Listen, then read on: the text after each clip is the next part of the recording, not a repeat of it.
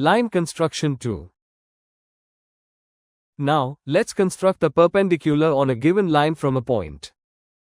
Suppose AB is the given line, with two possibilities to consider: a point P on it or outside it. First, with P as the center and any convenient radius, draw an arc cutting AB at points C and D.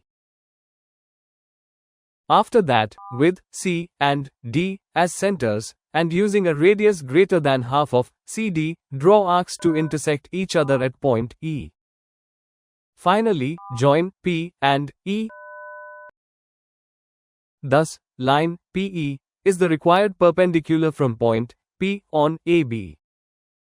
This is a quick and reliable way to draw a perfect perpendicular through a given point.